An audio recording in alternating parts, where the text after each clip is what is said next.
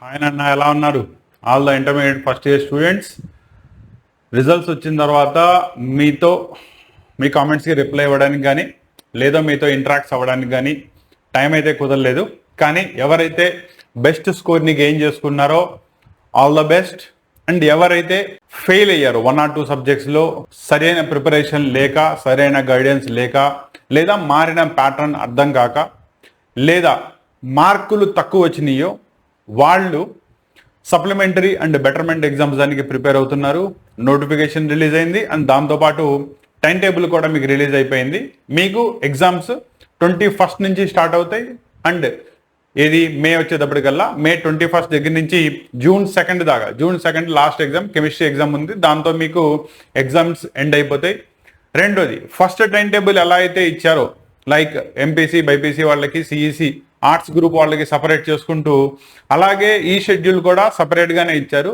దానివల్ల చాలా మంది స్టూడెంట్స్కి దీనిలో కన్ఫ్యూజన్ క్రియేట్ అయింది. అండ్ ఆ కన్ఫ్యూజన్ని క్లియర్ చేయడానికి అండ్ చాలా మంది స్టూడెంట్స్కి ఇచ్చిన టైం టేబుల్ యొక్క షెడ్యూలింగ్ కూడా తెలియదు, అది తెలియపరచడానికి కంప్లీట్లీ ఈ క్లాస్ సెషన్. సో ఈ క్లాస్ సెషన్లో బెటర్మెంట్ సప్లిమెంటరీకి సంబంధించిన జూనియర్ ఇంటర్మీడియట్ వాళ్ళకి టైం టేబుల్ని క్లియర్ కట్గా డిస్కస్ చేద్దాం.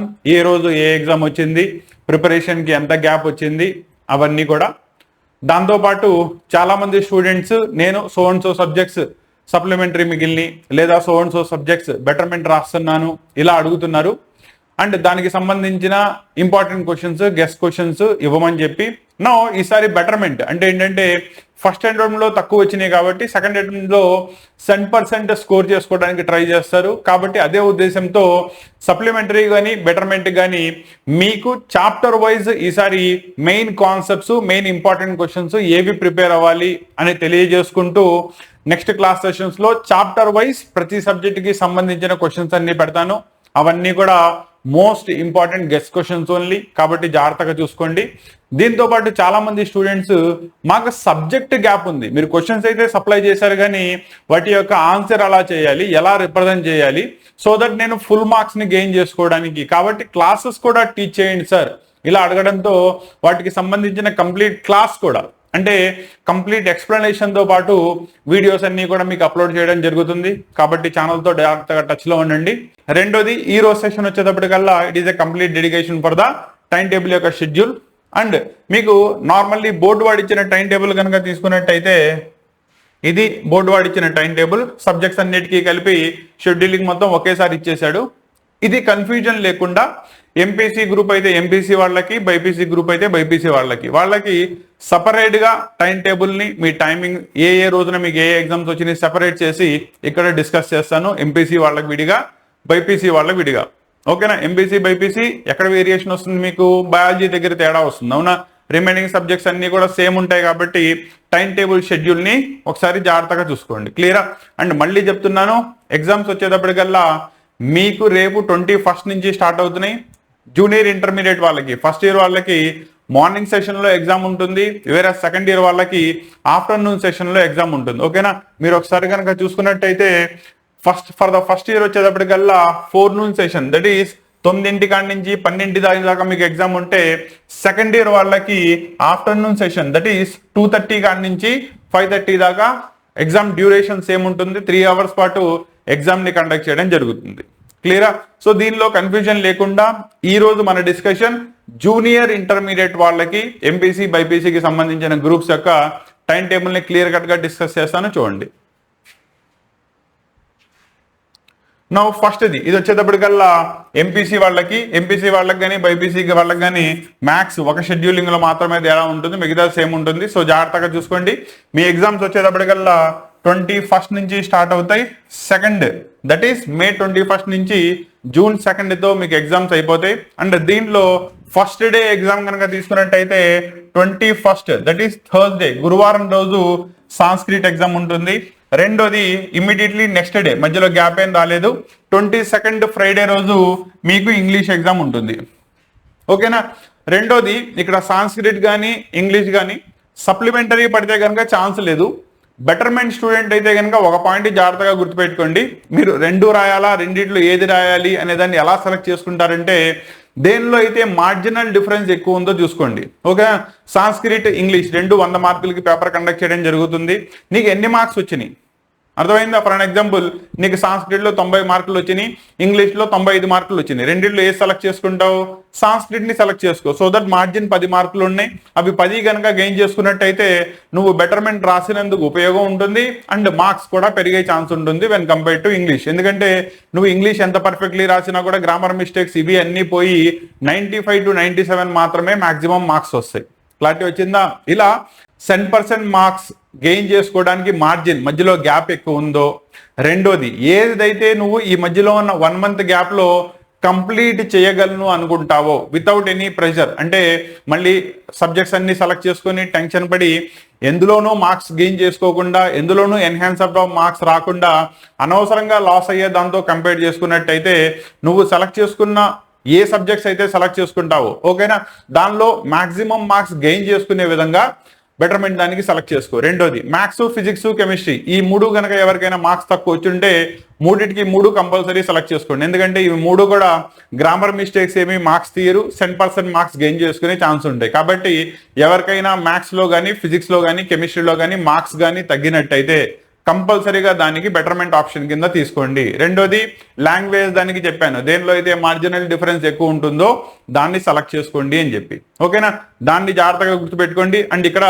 బెస్ట్ చాయిస్ ఎన్ని సబ్జెక్ట్స్ రాయాలి, బెటర్మెంట్ దానికి 3 సబ్జెక్ట్స్ రాయడం బెస్ట్ చాయిస్. క్లారిటీ వచ్చిందా? సో ఎవరికెవరికైతే మ్యాథ్స్, ఫిజిక్స్, కెమిస్ట్రీ 3లోనూ తక్కువ వచ్చినాయో ఆ 3 మాత్రమే రాయండి, లాంగ్వేజెస్ని పక్కన పెట్టేయండి. లేదు లాంగ్వేజెస్ని సెలెక్ట్ చేసుకుంటాను, బెస్ట్ ఆప్షన్ సాంస్క్రిట్ని సెలెక్ట్ చేసుకోండి మార్జిన్ ఎక్కువ ఉన్నట్టయితే. సో దట్ దాన్ని మళ్ళీ రివైజ్ చేయడం కానీ, రేపు పొద్దున రాసి మార్క్స్ని పెరిగే ఛాన్స్ కానీ రెండు దానికి ఎక్కువ ఉంటాయి when compare to English. Clarity వచ్చిందా?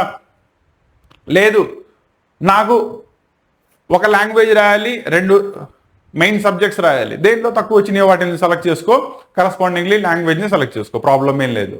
క్లారిటీ వచ్చిందా?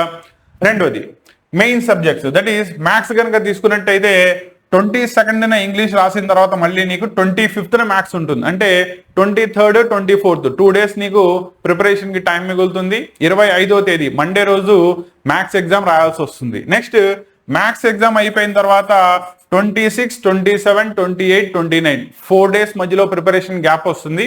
దెన్ ఫ్రైడే రోజు 29వ తేదీన ఫ్రైడే రోజు నీకు ఫిజిక్స్ ఎగ్జామ్ ఉంటుంది. నెక్స్ట్ ఫిజిక్స్ ఎగ్జామ్ రాసిన తర్వాత డైరెక్ట్లీ జూన్ 2న నీకు ట్యూస్డే రోజు కెమిస్ట్రీ ఎగ్జామ్ ఉంటుంది. ఎంపీసీ వాళ్ళకి కానీ బైపీసీ వాళ్ళకి కానీ మ్యాథ్స్ కనుక వదిలేసినట్టయితే రిమైనింగ్ 4 సబ్జెక్ట్స్ సేమ్ షెడ్యూలింగ్లో నీకు ఎగ్జామ్ రాయడం జరుగుతుంది. వేరాజ్ బయాలజీ వాళ్ళకి కనుక తీసుకున్నట్టయితే మీకు బయాలజీ ఎగ్జామ్ 25న మ్యాథ్స్ ఎగ్జామ్ వస్తే 26న బయాలజీ ఎగ్జామ్ ఉంది. అర్థమైందా? అంటే మ్యాథ్స్ వాళ్ళకంటే నీకు ఒక రోజు ప్రిపరేషన్కి ఎక్కువ టైం మిగులుతుంది. అండ్ బయాలజీ సిలబస్ కూడా ఎక్కువ కాబట్టి దానిలో ఏమాత్రం ప్రాబ్లం లేదు, కరెక్ట్గా న్యాయం చేసినట్టే. కాబట్టి ఉన్న టైంని ప్రాపర్లీ యూటిలైజ్ చేసుకుంటూ ఎగ్జామ్స్ దానికి ప్రిపేర్ అవ్వండి. క్లారిటీ వచ్చిందా? సో బైపీసీ వాళ్ళకి కూడా తీసుకుంటే 21st సాంస్క్రిట్, 22nd ఇంగ్లీష్ అయిపోయిన తర్వాత 26th ట్యూస్డే రోజు బయాలజీ ఎగ్జామ్ రాస్తారు. 29న second physics and chemistry exams as usual ఉంటాయి. క్లియరా?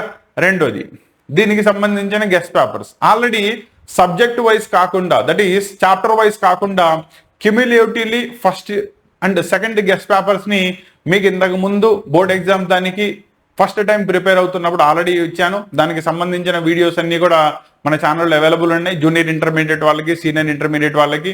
కాబట్టి అవన్నీ కూడా మళ్ళీ పనికి వస్తాయి, నేను మళ్ళీ చెప్తున్నాను. కాబట్టి ఆ లిస్ట్ ఆఫ్ క్వశ్చన్స్ అన్నిటికీ కూడా ప్రిలిమినరీ ఇంపార్టెన్స్ ఇస్తూ ముందుగా వాటిని కంప్లీట్ చేసుకునే మిగతా చాప్టర్స్లోకి వెళ్ళండి. రెండోది చాప్టర్ వైజ్ క్వశ్చన్స్ వచ్చేటప్పటికల్లా నేను సీక్వెన్షియల్లీ మీకు అప్లోడ్ చేసుకుంటూ వెళ్తాను, వాటితో జాగ్రత్తగా టచ్లో ఉండండి. అండ్ రెండోది ఈసారి బెటర్మెంట్ ఫుల్ మార్క్స్ గెయిన్ చేసుకోవడానికి చూస్తారు కాబట్టి దేన్ని ఎలా రిప్రజెంట్ చేయాలి, ఎలా రిప్రజెంట్ చేస్తే ఫుల్ మార్క్స్ వచ్చే ఛాన్స్ ఉంది, ఇవన్నీ చెప్పుకుంటూ కంప్లీట్ క్లాస్ని ఎక్స్ప్లెయిన్ చేస్తాను. కాబట్టి క్లాసెస్తో టచ్లో ఉండండి. ఓకేనా?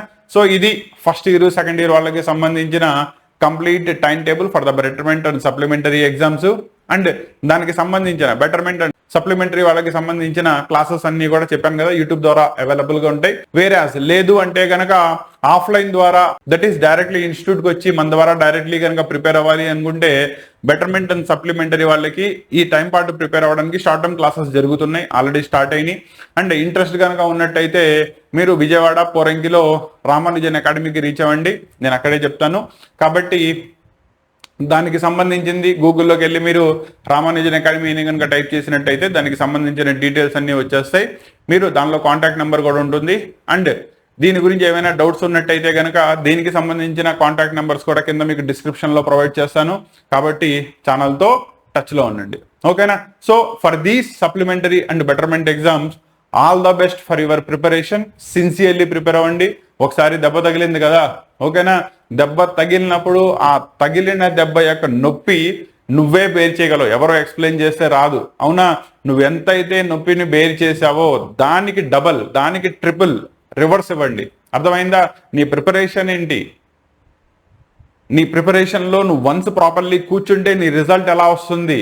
ఒకసారి దెబ్బ తగిలింది కాబట్టి ఇప్పుడైనా నువ్వు సిన్సియర్గా దాన్ని ప్రూవ్ చేసుకోవాలి. ఇప్పుడు ప్రూవ్ చేసుకోలేదనుకో ఇంకేముంది, వీటికి ఫెయిల్ అవ్వడం, మార్కులు తక్కువ రావడం అలవాటే అని చెప్పి నీ మీద ఫెయిల్యూర్ అనే ఒక స్టాంప్ పడిపోతుంది. ఆ స్టాంప్ పడకుండా ఉండాలి అంటే ఒకసారి పడిన తర్వాత దానికి డబుల్ ద స్పీడ్లో మళ్ళీ నువ్వు లెగాలి. అర్థమైందా?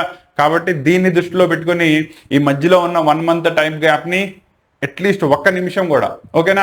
సినిమాలు గిన్మాలు ఫోన్లు గిల్లు అన్నీ పక్కన పెట్టేయండి. ప్రాపర్లీ అండ్ సిన్సియర్లీ నీ ప్రిపరేషన్ మీద కూర్చోండి. అప్పుడు నువ్వు 2 సబ్జెక్ట్స్ రాస్తున్నావా 3 సబ్జెక్ట్స్ రాస్తున్నావా అది కంప్లీట్లీ నీ మీదే డిపెండ్ అవుతుంది, ఓకేనా? కానీ ఈసారి మాత్రం నువ్వు కంపల్సరీ ప్రూవ్ చేయాలి.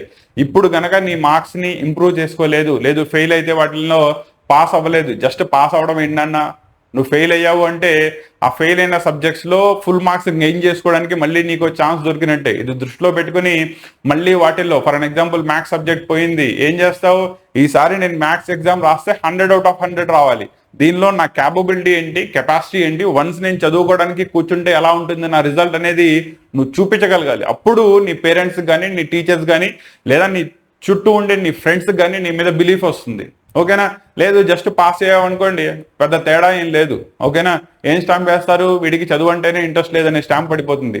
అంత దూరం తెచ్చుకోకుండా ప్రాపర్లీ కూర్చోండి, ఓకేనా? అండ్ ఫస్ట్ ఇయర్లో నువ్వు ప్రాపర్లీ స్కోర్ గెయిన్ చేసుకుంటేనే సెకండ్ ఇయర్లో ప్రెషర్లెస్గా ఎటువంటి టెన్షన్ పడకుండా చదవడానికి అండ్ ప్రాపర్లీ సెకండ్ ఇయర్లో మంచి స్కోర్ గెయిన్ చేసుకోవడానికి, తద్వారా నువ్వు తర్వాత ఇంజనీరింగ్ వెళ్దాం అనుకుంటున్నావా, డిగ్రీ వైపు వెళ్దాం అనుకుంటున్నావా, లేదా మెడిసిన్ వైపు వెళ్దాం అనుకుంటున్నావా, ఈ స్కోర్ నీకు అక్కడ పనికి వస్తుంది. సో ఇవన్నీ కూడా దృష్టిలో పెట్టుకుని ఏ విధంగానూ ఎటువంటి డీవియేషన్స్ పెట్టుకోకుండా ప్రిపరేషన్లో కూర్చోండి.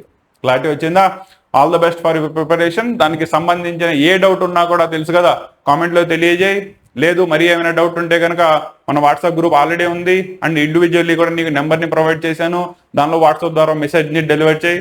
నువ్వు ఇచ్చిన ప్రతి మెసేజ్కి నేను మ్యాక్సిమం నీకు రిప్లై ఇవ్వడానికి ట్రై చేస్తాను. అర్థమైందా? ఓకేనా? All the best. Next class సెషన్లో మళ్ళీ కలుస్తాను.